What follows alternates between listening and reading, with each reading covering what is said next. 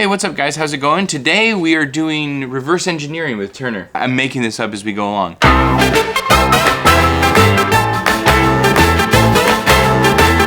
We're sitting with, this is Turner Jumonville. He is the Emmy award-winning cinematographer who's been kind enough to become my mentor. I'm excited to be your mentor, Nate. Thanks, dude. I see good things for you in the Thanks, future. man. I really appreciate that. It's very kind. Turner did shoot an IHOP commercial for Echo and I very recently, which just came out, which I will probably post at some point on this channel. Let me know when it's, when it's viewable. Yeah, I think it is. One of the actors posted about it the other day, so I could not find it on the internet. But once I do, I'll let you know. Let me know. Yeah. Okay, so today I asked Turner to sit down with me. I created a deck of images that frames from movies that I'm really excited about, that I want to use as sort of like a reverse engineering opportunity to theoretically and hypothetically analyze other people's work. And so what we're going to do is I'm just going to quick fire throw up some images and say, hey Turner, how do you think they shot this? That's basically what we're going to do. Not knowing. You know nothing about these images. You've never seen them Okay. before. This is me just saying, hey, look at this. What do you think? That's all we're going to do. Yeah, what do we think? Yeah, how do you think they did it? Let's see. All right, we'll see. All right, first image up is from Little Miss Sunshine. That's a good movie. Okay, so this is shot anamorphic 2:39 aspect ratio. This is definitely shot on film. This is an image of our lead character. This is in the first, like, I would say 45 seconds of this movie, I think, if I remember correctly. Shot in 2006, so nearly 20 years ago. Wow. Can you believe that? It's a long time. Yeah, how's that feel? Yeah, a long time ago, man. Okay, what do you think of this image? Well, it's like multiple sources, right? Okay, it's not great. a single source of light. You got a hard light outside coming through the window, hitting the chair and the wall. Mm-hmm. The girl's being lit. Well, it looks like a pretty hard light. It could be like if this is 2006, it could be like a Kinoflow wall of light, which was like a big unit, which was like 8 tubes together, like T12 bulbs, and tungsten or daylight balance bulbs. But it was big. It was a big unit. It was like 4 feet tall at least. Long and good 3 feet wide. It's big. Yeah. But like really quickly, for the young kids who don't know what Kinoflows are, is they used to be these very light tube-based fixtures, and you would have to replace each tube depending on the color temperature. And they used to do this thing. Correct me if I'm wrong, because I got Kinos when I first started shooting stuff 8 years ago, just to learn these technologies. But things have changed so quickly in the last 3 or 4 years that I immediately sold them. Right. But they used to. I heard that when you did, say, 2 daylight bulbs, 2 tungsten bulbs, they called that salt and pepper. Salt and pepper. Yeah. Right. So you would salt and pepper these bulbs, and you could run them. They were on these very light, almost cardboard fixtures that you could place in place. They have these really long cables that would run to a ballast that would power the entire thing. You had to click on each bulb individually. You couldn't dim them. Undimmable. They were color corrected, fluorescent tubes, and they were like 2 foot, 4 foot. Like some little ones, like some 8-foot ones, I think, and they had chroma key green. They had they had different colors for different things. But usually it would be a tungsten and a daylight balance, and yes, right. And I mean, I don't know. Maybe I'm sure they were using Kinoflows at some point in time on this film. 100%. 100%. It's such a great tool. I don't see why they wouldn't. But in any event, maybe I could be wrong. But anyway. She's got a light on her. It could be different from the background light. I imagine it is. Just she's got her key light here that's coming from perhaps another window over there. Perhaps it is interesting if you look in the upper corner here, really close. It does look like there's a window frame right there. Like there's something that's happening. But you can see, the light is clearly above that. It's like she's got light on her wrist on the front side of her. It's like so the light's definitely coming from up there. Got a backlight on her. I mean, I like the shape of the light on the hard light on the wall. There's soft. Seems like there's some soft and hard light in there. Like that key light's not necessarily soft by any means, but I would have to argue that it's perhaps softer than the light that's coming through the window. You can kind of see they may have set dressed just a section of the wind on this little mirror reflection. Like just one part of the window might have some. It could be. I mean, and theoretically, that light. She could be standing in the, it could be a big 12K outside, and and they've they're just smashing it through the window. One source outside. You let like the hard light hit the background. And maybe it's the same source of light, and they're just like isolating her from the hard light with like some I mean, it looks nice. It doesn't look terrible. It doesn't look as hard as the stuff on the wall. In my opinion. So it seems like it's a little. I mean, it's not like super. Look at the shadow on her, like where it cuts, right on the back of her arm, right? Like there's definitely a shadow. But yes, yeah. It's not like it doesn't seem as hard as like anyway. So it seems like there's an argument that this could be three main sources creating this: a front light, a backlight that's probably in the space, and then a quote-unquote sun, which is probably outside. Some sort of HMI bouncing through this window. Outside the room, like outside the building or the set, on the other side of the window. Right. But yeah, she could be standing in a light that's like, a couple feet away from her to like her backlight could be, 5 or 6, a few feet out of frame perhaps. Right, yeah. But that's just basically creating separation from her and the wall. Yeah. And then also just some depth on her body. Yeah. It's nice edge light, Yeah. Edge lights are always nice. Yeah. I mean, it could be, some 4-foot tubes, like just a Kino flow here, and that would give you a nice, but it would probably light up that background a little bit more. It could be the same source. I'm curious, once again, these are totally wild cards. I don't have any context, unless you happen to show me something that I happen to know about. Just... Which we'll do that later. We're gonna do a whole video one time where we will show you where it's something that you are actually aware of. Okay, so that was Little Miss Sunshine, and we're going to the next shot. I was gonna say a final thought, but you can see it doesn't seem like they're controlling a ton of light from that key light. It looks like it's spilling, in the background there. So definitely there's a source there, right? There's a source here. Whether or not there's a third one on her body remains to be seen. Right. And so it's like, if I remember correctly, I have listened to a ton of stuff about the making of this film. It's just like they had a very few number of days for making a feature film, super low budget. So this is like an indie darling. 2 lights. They're like, what can we do quick, basically. Okay, next shot. I've never seen this film. I have no idea what it is. But I just saw this image. It was just put up on Shot Deck. They just started doing commercials and music videos. So I actually need to do some more research on it, but I'm just kind of obsessed with this. It's cool. Yeah, it's cool. I mean, first off, it's just an interesting, you got this interesting, the wallpaper. Yeah. It's an interesting space. It's like this crazy boat in the background, with the hard light on it, Yeah, see, that's stuff I love, right? Cool. Like we did that on IHOP. It's like I'm really interested in using. We'll get to it at some point, but there's Ake Kurosmake is sort of an example of lighting that I really like, which is the hard lights just kind of making beams or pillars in places where it's like, why is that there? Yeah, it's nice. But sorry, I mean, clearly there's something out there, pretty powerful. That's a practical, right? Yeah. Practical. Yeah. Hard light on that, On the ship. Yeah. In the room, because it's coming from, you can see where the shadow, this is probably right, in that side of this room, I bet you, It's like a Dido or something, is that how you pronounce it? It could be a dado light, it could be just a 150 or something, it's definitely a hard, I don't think it's an LED light, because you'd probably see multiple shadows. Right. It's probably a Fresnel of some sort. When was this made, this film? I think this is very recent. Okay. So I got to double check. Actually, let me just look. It will just say the publishing date right here. Time periods 2000s. I mean, maybe it's a Leica that they've cut, because that's got some huts, some a little bit of cut on it. Yeah. Right here, right. Back. Yeah, that could be a Leica. Maybe it's an LED with a Leica on it, Leica lens on it. In the background, it feels like, I mean, honestly, the background I don't think there's anything in that room there. I just feel like, this could be nighttime. It's actually, realistically, it could be nighttime outside when they shot this. Mm-hmm. They got a big source here, and this is just a little leakage, that's illuminating if that's a shear or something, or just, I don't know. I mean, yeah. It definitely doesn't feel like daylight to me. I don't know if that's, I don't know, maybe.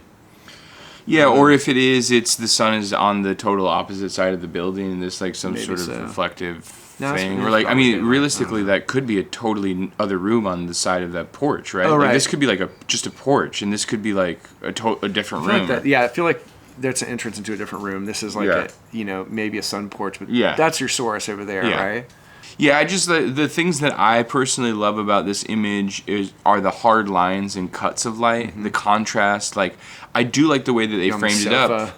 Yeah, this is interesting. Yeah, it's cool. I like that the hard light on his face. The way that they framed and placed him on the couch, he is against the darkness of that room, right? So it's just like, oh, this is super hot, like pretty dark. His face is super hot in against a dark room. It's just really interesting. The white wall gives you the separation, like that.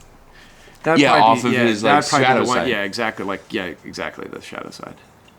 Yeah, it's just cool. I like it. It's nice. So this feels. It's interesting though because like when you actually break this down, this is like an incredibly simple lighting setup. Seems to be right. Like arguably two sources and two practical fixtures. These are just light bulbs you could probably get at Film Tools for like a couple bucks. Any last thoughts? No, I like it. It's nice. All right, let's move to the next one and see what this is. Okay, so this is a film that's close to our heart because my wife's family is from Argentina, and this just came out. It was Oscar Awards season last year. And yeah, I just really wanted to talk about it. So this is shot in like a relatively square aspect ratio, I think 1:3. I think I got to double check that. But it feels like this is more complicated. Possibly. I wonder do you know what the rest of the scene is like for this? We could do a quick little gander, probably. Let's take a look. I actually really recommend watching this film if you haven't seen it. It's a really interesting movie, and I think they do some really, really cool lighting stuff. It feels very natural, but it's like a courtroom, or yeah. So basically, the premise of the film is there was an authoritarian dictatorship that ran Argentina for a number of years, and throughout those years, there were civilian protests or people that would be quietly protesting, and those people would end up inevitably disappearing. Yeah. They were called desaparecidos. Oh, really? And this is the story of the country becoming a democracy, and this man is convicting the generals of the former military dictatorship. Okay, so that's definitely some drama here. High drama. Yeah. Okay. So is that the same space? Do we think? I think so. I think so too. They're just on the other side of the line. Yeah. Okay.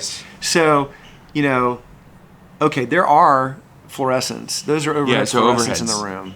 Yeah. They probably changed them out so they're proper so they're properly color balanced for but that's this. Yeah, that's all that stuff. That's the window that you vaguely saw in where the doors open to the conference room. He's in that conversation with whomever, right? Like top light from above. They could have. I imagine they probably brought something in to sort of like for the close up. Yeah. Maybe some bounce. What's that on his glasses? Yeah, that's interesting. Seeing some of that. But it still feels like the light is, coming from, like over here, because this eye doesn't have any light on it. But it's above because you still have it on the nose, and he's leaning down, so, that would make sense that if it was coming from that space. Yeah, this is the reason why I wanted to talk about this one is because to me it feels like an interesting two sources that are both pretty soft. Right? Yeah. And they're used to replicate two different styles of lighting that we see all the time that intermix in real life constantly. And it feels like they have two different color temperatures on these. Yeah, because so it feels green. Like I feel like I'm seeing the fluorescent green. Or, it could be sometimes glass has like a green sort of tint to it. Right. It could be like, but I imagine it's they probably time some green into it to give it like a fluorescent vibe. In other moments of this film, it's very representative of fluorescent greens, 1985 fluorescent greens, and warm sodium vapor streetlights. Yellow, bright it's yellow, everywhere. Yeah, orange. Yeah, I got you. I don't know. Like it feels like once again, top light, maybe some bounce. They just got an interesting composition by framing up. If the background was black or a wall, like it wouldn't be as interesting. Yeah. It's all about that depth. That makes a huge difference with respect to that frame. Like if it was just a wall, it wouldn't be the same. Yeah. to lose its sort of, effect. Yeah, I think I strongly recommend watching this film. It's you might have really to just send me this list of stuff so I can do some homework. Yeah, I will. Okay, this is the Joker. Okay, this is wow. This is Larry there's shirt. Probably lots of conversations about this one. Yes, right? I mean, but there's probably lots of documented evidence on how they did this. Yes, but I'm still more. Part of it is this exercise. I'm hoping to explore the idea of being a critical thinker when it comes to other people's work, and it's just about having answers for possibilities. I'm not worried about critical being that you right. can't enjoy watching anything anymore. Yes, exactly. Try that out. Exactly.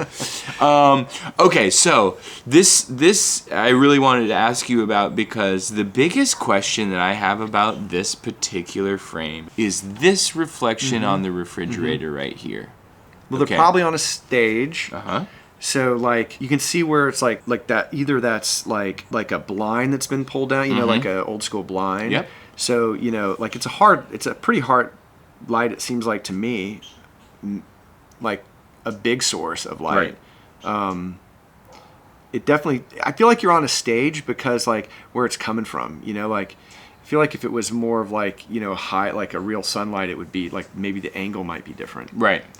Right, but this is and also for continuity reasons and all them being able to do multiple takes. This is clearly on a stage, or a set or something that they built. But I mean, I feel like the light that's why I feel like the light's lower than it would be if it were in a unless you just happen to catch it at that point in time during the day where it just happened to be low. But it feels like the light's on the ground or floor level, right? Right. Shining in this way if it's a bounce or if it's something through something.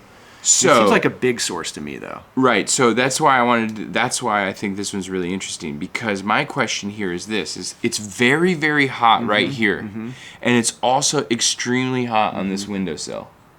So my question is okay, so are there two lights? One of which is raking right across this and hitting this refrigerator to give us that depth, and it's coming in here hot. And then is there one up higher that's just shooting the floor?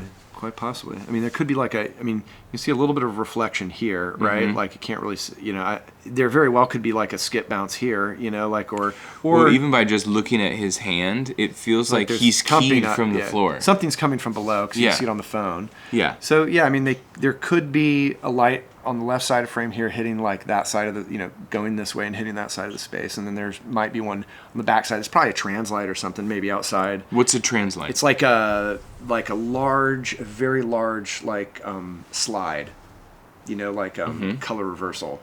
It's printed and it's huge. It's printed out and it's 40 feet by 20 feet. And you light it from behind, and it's like a city. If you watch any late night TV show, and outside of their, that you're in their office, and David Letterman's talking, in the background there's a cityscape. Yeah. That's usually if it's not painted, it could be a translight. Right. Okay. It's basically a translucent image that's been printed. It's like a slide, and you. Oh, you can light from through behind it. or through it, but usually it's on a white site, so you would bounce it, so you get more of a a glow. Yeah. Copy. And you can make it brighter or low, or increase the intensity and make it brighter. Like I said, but it probably translate or something outside. So that's probably just let's say it's 12 on a 8 feet, 10 feet tall, right? That's what we would see, and then above it there's maybe a hard light, because it definitely feels like there's something on the floor here that's kind of hitting his hand. You can see it on his fingers. But I definitely can see the reflection underneath the unit. There's something in the room there. I can't really tell. Is that just a weird? So that's I actually have one of these that I got from my grandpa's house. It's in my office now. Beads or something? This is just it's a UFO shaped chandelier light that you would put over a dining room table from the mid-century modern. So it's just has 2 or 3 light bulbs that you would put inside of here. This globe comes out. Got it. And you can see that's sort of illuminating the wall and the table right there. Back there, yeah. But the thing that's interesting is his left forearm or his left arm. You can see there's some sort of backlight that's happening too here. Or a side light, side light, outside of frame. Yeah. So it's sort of a practical. And even in the room here, I mean, there's on this side of there's shadow under his chin. So there could be an ambient light in the room that maybe it's a bounce that. They've got on a dimmer, like a Eleco and do something. They've just dimmed it down, or because it definitely feels like there's there's definitely light. I would think that if there wasn't light here, he would be darker like this, like his shirt. Right. So you're saying they've got something to bring up the level on his face, in addition to the bounce on the floor.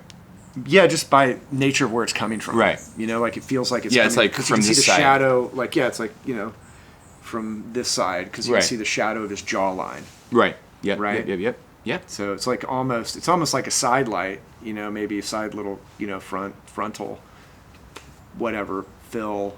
It could be something super low, you know, through something. It could be like a bounced Lico or, you know, Fresnel or something. I mean, whatever they're using, you know. Yeah. I mean, you could achieve it, you know, a couple different ways, right? Yeah, of You know, course. it could be something into a ceiling. Right.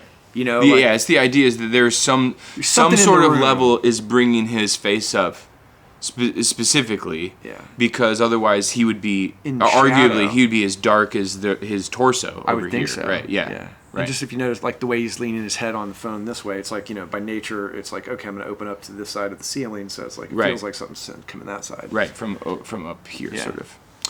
Okay. Cool. Yeah, man. All right. Let's see how many have we done? A couple. Let's say 1, 2, 3, 4. Okay, here we go. Let's get into 5. This I also have not seen. Yeah, this is a Kendrick Lamar music video. Yeah, right on. That's nice. That's just like a big single source. You can see it with the atmosphere in the room. Right. So this is just one light. It appears to be one light up there. Right. Or they've done a really good job of getting two sources to be in like a parallel, like since light travels in straight lines, you know, if one's up here, you know, you would see it in that space. It'd be wacky. So they've either done a really good job of getting multiple sources, you know, aligned so that it seems like it's one source, but it's round. You can kind of see it's definitely one. Feels like a big Fresnel or something, you know. Yeah. Like 18K or 10K, something 12K, something like, huge. And then, you know, maybe there's something on the ground outside that might be a that's a reflection of that, his like Pope in the door. outfit. You know, that's all reflected light back there. But there could be something outside the room. Yeah, so I think my big question for this one was, like, this one's very clear to see this, right? Yeah. It's just like, it's hard to tell because it's just on a laptop computer and it's like smudged and stuff like that. It's like, do they have something that's happening? So is it just the reflection that's giving level in this room? It could be. The floor? I mean, there's a lot of white, you know, and that's a powerful light. If you hit it, it would probably create some, you know, some significant bounce, I bet. Yeah. Maybe there's something in front of him. I don't know if, like, you know, I don't know. Yeah, they might have a bounce or something over here on the other side. I would think, I don't think it's like if it were a, to me, if it were like a source of light, like a hot source of light, right? Not a bounce, you would see the beam of light. Right, it's, you know, it could be, you know, a big 12 by, you know, it could be nothing. It could just be the bounce off the floor that's kind of illuminating that. But I mean, you know, it definitely feels like there's something kicking back up at it, right? Maybe. Yeah. But I would, like I said, unless it's soft, like you would probably see it in that environment with that smoke. Right. You know, I mean, and you can still see like the shadow and the fall off, like, you know, where the shadow cuts like part of it off, you know, the beam of light, it continues like down to here, you know. Yeah, sorry, so that whole the larger one. That whole area is going to be illuminated. It's like if you just had a floor bounce, you know. Yeah. That might be what it is, because it does seem something's kicking back up here on the front of his robe. His robe, yeah. I mean, and maybe it's something so flat to the camera that like you don't see you're not seeing the beam of light because it's not you're not seeing the smoke because it's backlit. Right. You know. Right. I'm sorry, you're not seeing the smoke because it's a front light and it's not backlit smoke, so you're just not seeing the smoke. Right. You know, like that for that fill on this side that we're looking at, maybe. Right. Okay. That's pretty. So the reason why I also don't know this project either. Stuff. Yeah, I really like this. It's called Quarrel by Moses Sumney. I'm assuming that's a music video. I haven't seen it. These are just all I do in my free time is I have Shot Deck set as my homepage and I just have it set to random. So I honestly just scroll through images to just try and consume as much stuff as possible.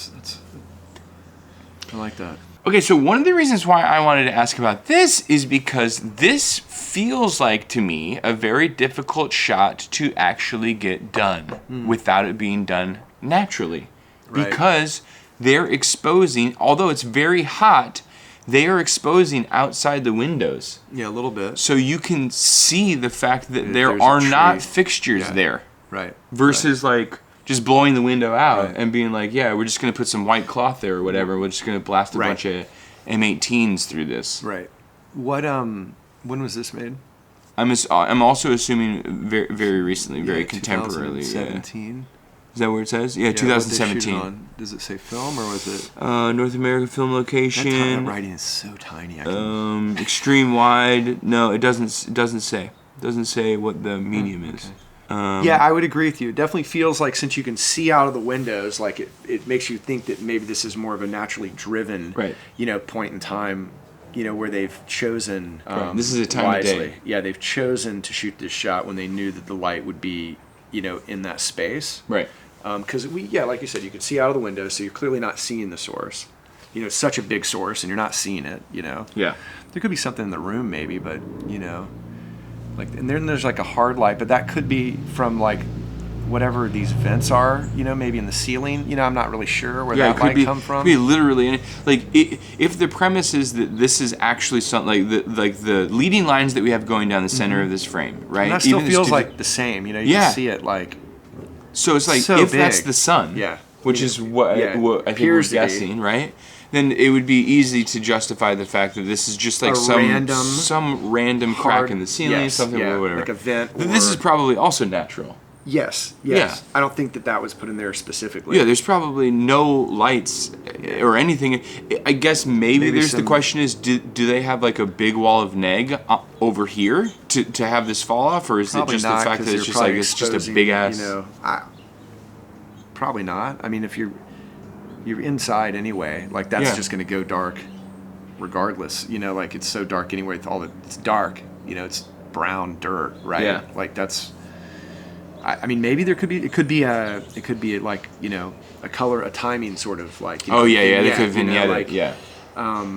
But like it's a wide shot, so like, they probably aren't gonna.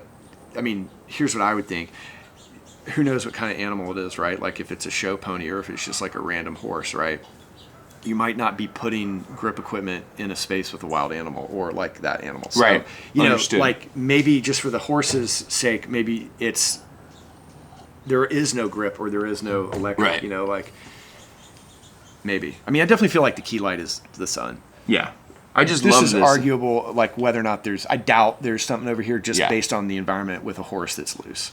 I just wanted to talk about this one in particular because it just reaffirms a great weakness of mine, I believe, which is that I sometimes feel inclined to overcomplicate stuff. And I think one of the things that I really want to focus on is power. Is harnessing the power of the sun and just being like, look at how beautiful this image is, and just recognize that the sun made it. Yeah, and it's that just you transient, can just go and you don't shoot have this. Control over it. Like, and it's it might be a limited period of time. Well, I think that's the thing. It's just like understanding how to master. It's just like, well, this window is facing this way, so we want to be here at 4:15 shooting. Rolling. Yeah, that's just like having the time and energy to prep and the understanding that like like we need if you're going to be limited with your resources, right? Like that's going to be, it's going to be good, fast, or cheap, and it can be too, right? Right. Yeah. If if it needs to be fast and good, then ideally you have some prep time that you can kind of give yourself the opportunity. Yeah. Okay, I think we can move on. That's a beautiful image, though. I love that one. Okay, here we go. This is a music video from The Weeknd. So you can see some reflections in his eyes, right? That's why I wanted to talk about this. There's three reflections. So there's like 3 points of light. Yep. There's that could be, it could be a bar since it's longish, right? Or it could be, like a square unit since it has like that sort of rectangular shape. Yeah. It's clearly. But that's probably what's doing his forehead, right? Yeah, all of his forehead and his, his eyes Rembrandt. And, exactly. And then those lights that are in those reflections, those could just be ambient space, like lights in the room that, or they could be there, specifically. It's tough. I'm not seeing any real. There's no fill on this side that makes me think that it's like being driven at his face. You know what I mean? It feels like it's there's like a blue. purple. Yeah, it's like a blue or purple hue that is hitting this side of his face. So I would guess that one of these bulbs are either gelled or like RGB color. Yeah. One of the aperture bulbs or what's the more expensive brand that does that? Asteritubes, yeah. But like Sorry. Yeah, that's probably like a bluer light with because definitely you can see it's like the the ratio of the light to dark, right? Like it's really reflective on his forehead there, like, and it's like it's kind of loses some of that blue, you know, like you can see that purpley, like that kind of like peacock kind of blue color to it, like in his a little bit in the whites of his eyes and like on this side of his cheek, you can see it. And maybe it's like, you know, a harder light or a single source. It's like the white's washing out the stuff that's on the white side, right? Yeah. Exactly. I think that's probably the assumption, is that he's probably getting smashed in the face by both lights. One is just overpowering the color of the other. Or three lights in that case. Yeah. But I wanted to talk about this one. The biggest, I once again, like the context of where this is, like would kind of like give you a lot of a lot of answers like, to it. Space to it would give you a lot of answers. Yeah.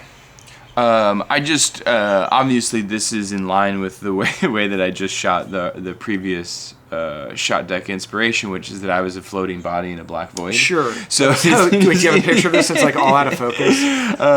It's like your eyes in focus for a split second, right? Is that what you're saying? Yeah, exactly. Well, I just thought it was interesting. It's just like music videos. I think give you the opportunity to play in more surreal imagery, and I think the thing is like this is. I doubt that this is representing anything at all except for just cool lighting. Yes, right. Like that's just the vibe. Right. I don't think they're interesting as like, what's the story being told here? It's more just like, what's the cool setup? Right. And for me, like just trying to go like reverse engineer it from a close up to like what is the wide? That's a great question. I mean, it's a lot. You know, like you can, you know, just to see the wide can give you like, okay, at least, you know, if it's just a close up that you're doing, then it's like, you know, then some of the stuff isn't necessarily applicable to the wide, you know, because like if you're just shooting a close up, then it's like, oh, we don't need to light the whole space here. So, you know, I mean, the truth is that it's a music video, and so is there a line? Who even knows? It's like it looks like this is where they're cutting from, like this thing, but that's not even close. Light feels different. These things are not even close to being cutting from here to here. That would be weird. I mean, but it's a music video, so none of it matters. Who directed this? Weinkauf shot it, and Amber Grace Johnson is the director. It's nice. Yeah, it's really cool. All right, we're very close here. We're almost done, everyone. This one I'm super excited about because I think I know how they did it, but I've got a big question about it. Okay, let's take a look at what this film is. Okay, this is another music video, it seems like. God Bless Our Souls by Morgan Saint. Man, I'm really loving the music video vibe. Cool. I'm really trying to harness that. That's the lane that I would like to find work in. Yeah, right. To be honest. That's great. Yeah, it's super creative. You know, it's not necessarily like, you know, bound by any sort of realism necessarily. So you have a lot of creative freedoms. Yeah. Okay, here we go. Well, you've seen this before. Yeah. This is the last shot. We've got how much we got? 7 minutes left on the card. This is a film called Le Havre. Le Havre, which is a northern city in France, I believe, on the coast. Or southern, I don't know. It's on a coast somewhere in France, this city. This film is directed by Ake Kaurismäki, who I'm a very big fan of, which I presented this film to you as a visual reference for the IHOP commercial we shot together. Yes. You know, the pocket's a hard light, right? Yes. Like that sort of like, you know, possibly a set? You know? I would assume so. You know, based on like, you know, and the reason I say that is like she's got like a backlight, you know, so like a top light almost, like so there's no ceiling, or it's a really tall ceiling, and they're able to get the lights like right above her, but probably a set, right? So, you know, like you're able to like, you know, I mean that's a real specific frame too, you know, like a frame through a frame as he's like, you know, looking through the door frame at him in his bed, you know, you've got your practical lights that are kind of like selling this illusion of like, you know, like that right there, that practical light is doing what like a not practical light is doing over here. Right. It's not a practical light. Right. You know, but it's kind of giving that same vibe of like, you know, like, oh, there's, you know, that's selling us to a certain level that like, oh, and once again, you see the practical over here. Like I think that shadow on the bed, that's probably all practical light, like shadow. Right, they just have like a very powerful bulb in there.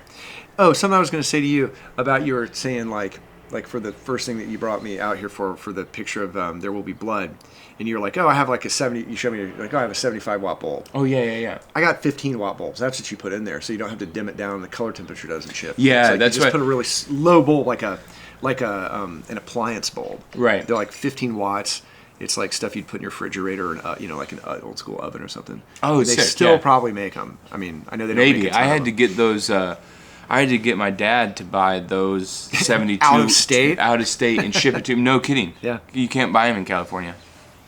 Yeah, she's got 2 lights on her, right?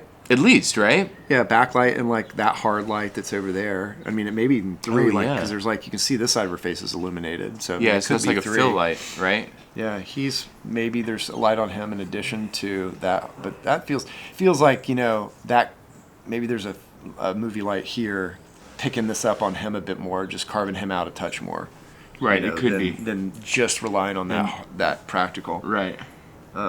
It's interesting. So when the front of this is illuminated too, like so that might be yeah. So there is an art that they've just know? slashed this. Yeah. They have like some sort of something or other. They're just flagging this. They're slashing it. And but I also have to believe that like that bedside table is going to be at least 6 to 8 feet, 10 feet away from this door. So like that light is a different light than that light, right? Yeah, don't you think that in the bedroom is probably behind this wall, yep. right? Yeah, that's what I would guess. And so they're above her. There's probably something up actually, here. You can kind of maybe see the source right there. Like, what's that white? Exactly. Great question. Seems like it could be part of the barn doors or something like that to slash this. Either way. So she's definitely getting keyed from this side. You can tell on her blouse, right? Well, look really on the shadow over there. Like, right, exactly. That's a hard light. Yeah, it's a very hard light. So it's interesting. It's like the vibe that is this cinematography. You know, we were talking briefly before we got on camera about voice and about style and about how it's important as a cinematographer to be able to accomplish what's right for the story and to be flexible and to have the techniques to be able to create any image possible, essentially, right? But when I look at things that I'm like, things that make me excited, imagery that speak to my art, like the art, I want to light things like this. Cool. So I completely understand. So when I'm asking help in the future about lighting stuff, keep this in mind. Yeah, no, it's great. I'm like, hey, you should just be like, oh, put a 300D and smash somebody in the face with it. You're like, okay. Try that. Yeah. See how that works out. Yeah. Like, it's really harsh and like quite ugly, Turner. What should I do? But actually, to keep a long story long, and we've only got 2 minutes left on here. I did get a set of a 3-piece set of Mole Richardson 300 watt, like sort of like they call them midget lights, but that's obviously no longer red ones. Yeah, they're that's no longer an appropriate term. They're just like a miniature light. Yeah. It's like a tweenie. It's like a tweenie or you know, whatever. Yeah. And I actually want to do beyond all of the other things that I want to do to practice and challenge myself to become a better cinematographer. I actually want to do a setup where I either shoot a short narrative or a commercial, something 30 to 60 seconds with only those 3 lights. And be like, hey, that's it. You got 3 stands. Maybe you got some silks, you got some cutters or whatever. But like, figure it out. I want to do that too. Cool. What's our time limit? What do we have going on? We got 2 minutes, but we should definitely wrap it up, guys. Thank you so much for this. I think we're somewhere around 35 to 40 minutes for this. Well, thanks for having me, Nate. Dude, thank you very much for doing this. I appreciate you talking. I'm gonna keep doing it. Yeah, no, I'm happy to talk about it. I enjoy it. It's fun. You know, this all just our opinion, like.